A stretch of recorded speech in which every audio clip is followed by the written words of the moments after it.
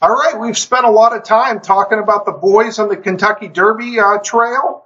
We really haven't talked about the girls in the Kentucky Oaks trail yet. And this past Saturday, there were three excellent races for the girls. Three excellent Kentucky Oaks prep races spread across the country. We'll start our look at those three races now with Monomoy Girl winning the Grade 1 Ashland. What really jumps out to me when I look at Monomoy Girl's past performances is just her versatility. I mean, you see she started her career on the grass, won both of her races there, switched to the dirt where the money is, didn't miss a beat, actually, really stepped her game up on the dirt. She's won three stake races on the dirt, two of which graded. And not only the versatility with surfaces, but even more impressive with that is the versatility with her running style. You see in four of her races, she's gone right to the lead. In two other races, she's come from way in the back of the pack. The Grade 2 Rachel Alexandra, she won that from last. I mean, it was a 7-horse field. She was last at the first call, last at the second call, and came rallying around the field to win. She won the first start of her life, also from well off the pace. So you've got really remarkable versatility for Monomoy Girl. Another interesting thing to note before we really get into the race, her only defeat of her career came in the Goldenrod at Churchill Downs, and you'll kind of notice that race produced her fastest Briz figure. I kind of want to show you how good a performance that was against the clock now. Let me go to the chart for that day. That was November 25th at Churchill Downs last year. All right, you see the chart for the only race that Monomoy Girl ever got defeated in? It was the Goldenrod. It was run on November 25th, going a mile and a 16th on the dirt at Churchill. They ran the race at 4:50 p.m. You could see just 1 hour and 8 minutes later, they run a Grade 2 race for 2-year-old boys, same surface, same distance. And what's very interesting to note is that the girls actually went, you see the final time here, the girls actually went just barely over a full second faster than the boys did. And, this wasn't some real slouchy group of boys, in the Kentucky Jockey Club. Entice, the horse who won this race, was 6-5 on the morning line in the Wood Memorial, actually run second. There were 6 different horses among the Kentucky Jockey Club boys here who come back and have won a graded stakes since. So you see Quip here. He won the Tampa Bay Derby subsequently.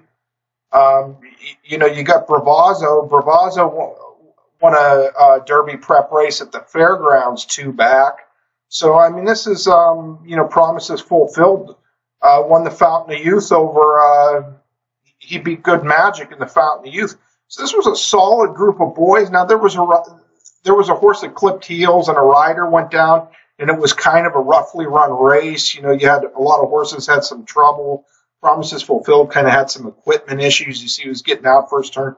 But there's just a point I wanted to illustrate is that the one time they were able to beat Monomoy Girl, they ran exceptionally fast to do it. It was a real promising filly named Road to Victory who wore her down and beat her. And, Road to Victory hasn't made it back to the races since. So, she might have had an injury or something happen subsequently. I mean, you can maybe check on Google and see, but it was a very fast performance, and it took a very good effort to beat Monomoy Girl the one time she was defeated. She was defeated in fast time. She's a quality, very high quality 3-year-old filly. Okay, Monomoy Girl was, 1-5 in the race. The bettors were all over her. There wasn't much early speed on paper, and you could see she has some. Where Eskimo Kisses was the 5-1 second choice in the race, every other filly in the Ashland was double-digit odds. The bettors really saw it as a 2-horse race between these two horses, and a strong edge was given by Monomoy Girl. The bettors were correct. It proved to be that way. Monomoy Girl won by 5.5. Eskimo Kisses was 7.5 lengths clear of the third place finisher. So third place was beaten 13 lengths in the Ashland. Now, one thing to note about Eskimo Kisses, first of all, she debuted at 1 mile and a 16th on dirt. Her trainer, Kenny McPeak, just has to be convinced she's a pure two-turn dirt horse, and that opinion, is obviously, been proven out, at least a two-turn horse. He didn't even bother with trying to run her in sprint races, and you could see why based on how she's run subsequently. But the one time she run on a sloppy track, she really freaked and run the best number of her life. Won by 11.5 lengths at 6-1 odds from well off the pace. I just wanted to point that out just in case you see a sloppy track in the Kentucky Oaks. She's the kind of horse that'll move up on it. So with that out of the way, let's go watch the Ashland. All right, and here's the tape of the Ashland. You can see we got a new subscriber here. Breaking from post position number 1 is going to be Monomoy Girl. Post position number 2 is going to be Eskimo Kisses. Watch the aggressiveness from Florent Giroux, the jockey on Monomoy Girl early. He puts her in the game, pushes her along to get the lead, and once she establishes the lead going into the first turn, it was all over but the shouting. That said, there, see her in the kind of green silks there. She didn't break on top, but aggressive ride by Florent Giroux. He sends her through there. Had he not done that, he could have got boxed in behind horses. Had he been more passive, it was a very good tactical ride here by Florent Giroux. That move there won him the race. You see, now instead of being boxed in down here and having to worry about all kinds of traffic and the other jockeys in the race trying to race ride him, whenever you've got a 1-5 favorite, the other riders want to put a target on you. 24 flat first quarter, no pressure for Monomoy Girl. And look at poor Eskimo Kisses back here. I mean, she's way in the back. She needs pace to run at. She needs this Monomoy Girl to take pressure. She didn't get the circumstances that she needed to give her best shot to win this race. With that said, Monomoy Girl was dazzling in victory, as you'll see. But keep this in mind for Eskimo Warrior. She gets a sloppy track, and you get all these nice fillies try to hook up early in the Kentucky Oaks. She'll have a fast pace in the Oaks. She's going to surprise some people, this horse back here in the Kentucky Oaks, Eskimo Kisses. But back to the front end, great ride by Florent Giroux. He really won this race with the aggressive tactics at the start. Took away any chance of the other riders in the race boxing them in and race riding them. And this is dazzling. Look at Monomoy Girl here. Florent Giroux just hand riding. Really hasn't gone to any heavy pressure. And she is drawing off with disdainful ease. Eskimo Kisses made a big wide move on the turn and, ran a very honest second. I like the second place finisher. This Eskimo Kisses is a neat little filly. She's going to get an extra 16th of a mile to work with in the Kentucky Oaks.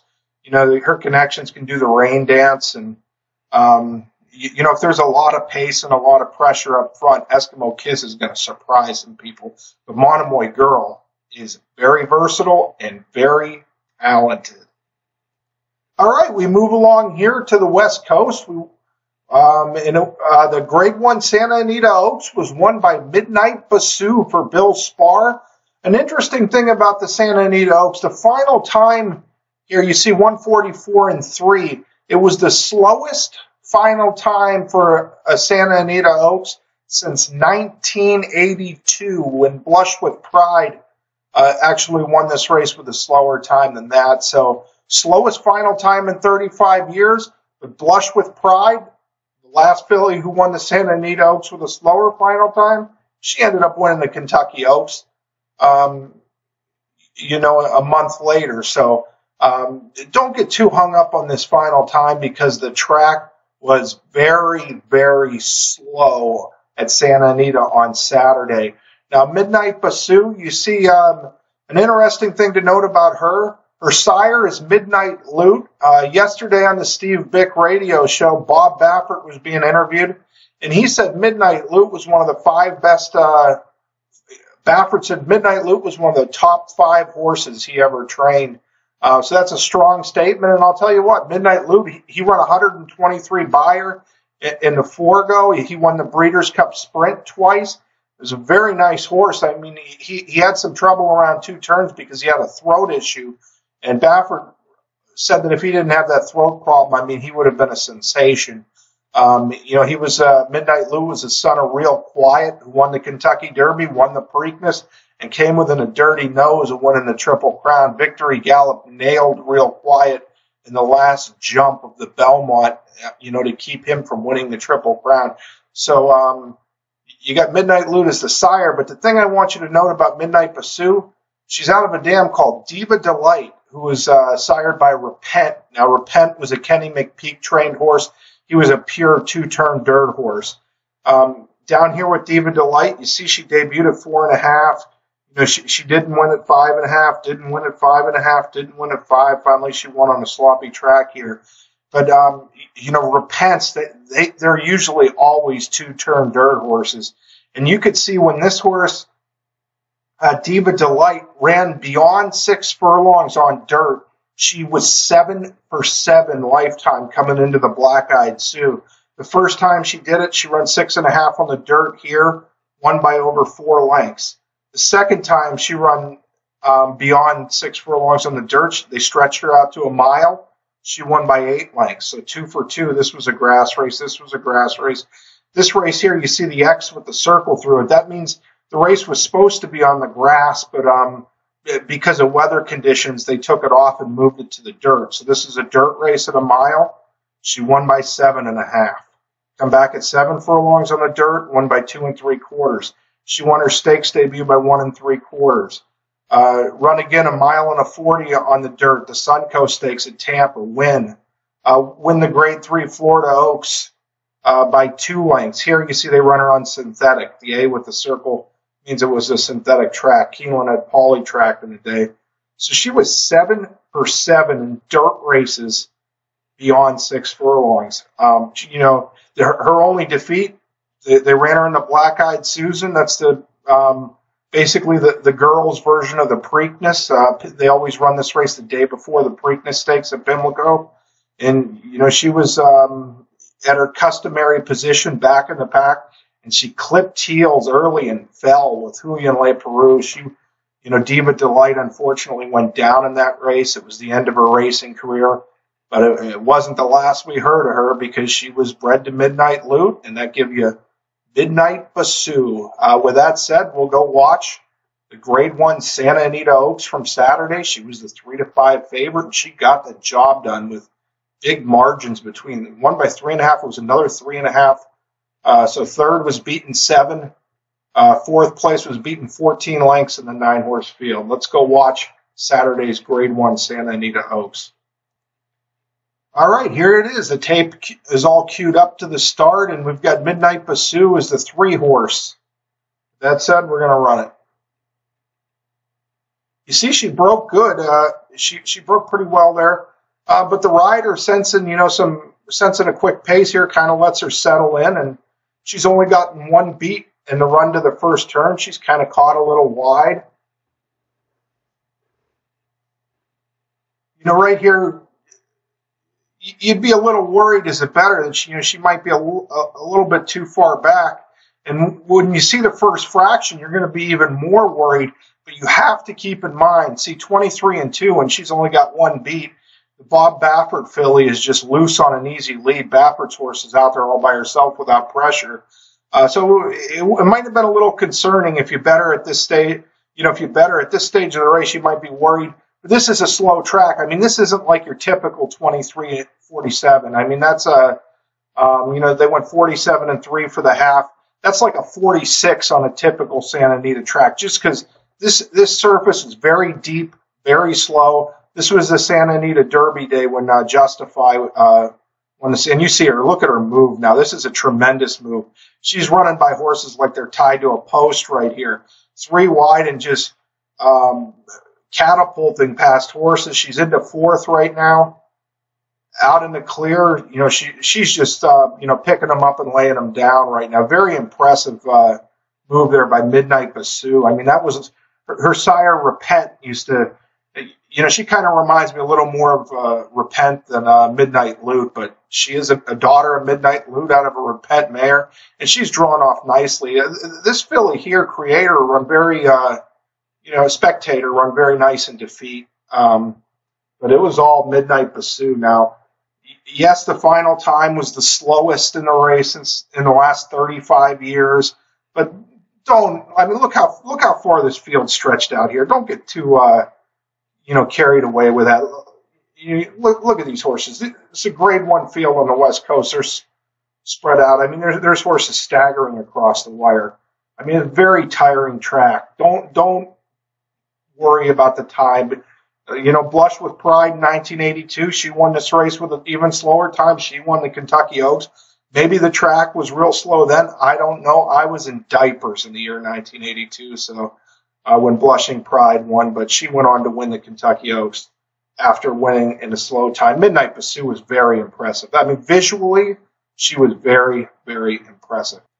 All right, and last but not least, we move along to the Gazelle at Aqueduct. It was won by the Mark Hennig trained Gray Tappet filly, My Miss Lily. You see, she took a big step forward here in the Gazelle. It was her 4th lifetime start. Interestingly, I know a little bit about this Damn Wicked Deed. She was a Steve Asmussen trained horse.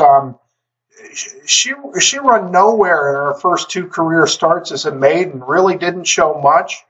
And then, she made a giant step forward in race 3. She won her 3rd career start, made another forward move, won her 4th career start, and again won her 5th career start. Was just improving all the time and started to look like a very, very interesting filly. After she won her 5th start, she hadn't gone really beyond 6 furlongs, if I recall. And she looked like the kind of horse that was going to be, a daughter of Parlin's Holiday. It was going to be very interesting stretching out. But she was apparently sidelined after that. You see her resurfacing in the pedigree of My Miss Lily, $670,000 Keeneland September yearling purchase. An interesting thing to note, the fastest of these 3 Kentucky Oaks prep races on Saturday, as far as Briz figures goes, it was clearly My Miss Lily in the Gazelle with the 99. As far as buyer figures goes, you see she only got a 92 here. It was actually Monomoy Girl had the fastest buyer figure with 95. And if you look at the Timeform US speed figures, all 3 preps were very, very close on Timeform US speed figures, but it was actually Midnight Basoo who had the edge by 1 point over the other 2 fillies on Timeform US. So, 3 different figure makers, 3, each had a different horse as their overall fastest. Now, very interesting thing to note here. You see the Gazelle, the very next race, run a half an hour later, was the Excelsior, a grade 3 race for older males. You look at the final time, the Gazelle went 3/100ths faster. And the paces were close to being identical. They went a little quicker early in the Gazelle. The boys kind of turned it on for the 3rd quarter, and then the girls come home a little faster. So I was a little surprised by it. I've got the video editing software where I could get the accurate time of the race, and I could tell you with 100% certainty these 2 races are timed correctly. The fillies did indeed, down to the 100th of a second. I had it just as the clock did it there. So no timing malfunction. You can believe what you see there. The girls did go faster. Now the Wood Memorial, the girls in the Gazelle only went 63/100ths of a second slower. It's about 3.5 lengths or so slower than the boys did in the Wood Memorial. I will say this: Vino Rosso, all the boys in the Wood Memorial had to carry 123 pounds. My Miss Lily did only have to carry 114 pounds, as did Sarah Street, the 2nd place finisher in the Gazelle. So they got a 9-pound weight break from the boys in the Wood Memorial, which, these style figures don't bake weight into the equation, but like Thorograph and Ragozin will. So you'll see, 9 pounds at 9 furlongs is worth about three lengths or so on sheet style figures. So that'll make the margin between the Wood and the Gazelle a little bit wider. But My Miss Lily, very, very impressive against the clock. Boy, the boys in the Excelsior, not so much. That didn't exactly look like a banner Excelsior, but tremendous performance by My Miss Lily. We'll watch it now. She took a step forward. Sarah Street here, the Karen McLaughlin filly, she was out of Sarah Louise, a mare that was a rival of Rachel Alexandra as a 2-year-old. They hooked up, I think had 3 real good encounters as a 2-year-old. Anyway, with that said, we're going to go watch My Miss Lily win the Gazelle impressively. All right, My Miss Lily is going to be breaking from extreme outside post position number 6, the far outside post in the field. That said, we're running the tape now. See, she got away okay here. The 4 got pinched back. And there was very honest pace on in here. Sarah Street, the eventual second place finisher, the filly out of Sarah Louise, she went to the lead. Pletcher trained Mo Shopping, stayed on, run well. You see My Miss Lily just settling in nicely. She's in a nice spot here. No horse has really got a clear advantage or disadvantage at this point, other than the 4 who had some early trouble. So a mild excuse for the 4 to this stage of the race. But they're going the solid pace for the distance. My Miss Lily is sitting in a good isolated spot in 4th. I mean, these horses are scrimmaging a bit, but I wouldn't say this is like a hot and contested pace or anything up here. You see, Joe Bravo rides a really good race here. He doesn't get too excited. He stays cool. He's got My Miss Lily poised, and she's going forward now. She's going to get hung 4 wide through this turn. We talk about her only carrying 114 pounds, and that might work against her on sheet style figures. Well, she went 4 wide, so, they take ground loss into consideration. She had a wide trip on the turn. So with My Miss Lily, what she gets penalized for carrying such a light weight, she'll, the wide trip that she had will probably negate that. And you see a really good battle going on here between these 3 horses. They've separated themselves from the rest of this field by a long way. And My Miss Lily is just going a little bit better. Very, very nice in victory for this Tappan filly. Her dam would take big step forwards for each race. And, here she took a big step forward, and she might have another forward move in her. One more thing I wanted to mention before we go. In the Busher, they went slow early, 24-2, 48-4, slow pace, and it was a 6-horse field. My Miss Lily hit the gate at the start, and she kind of, she was basically in last behind that slow pace. She made an early move into contention, kind of got out kicked by fresher speed horses, and then came again for 3rd.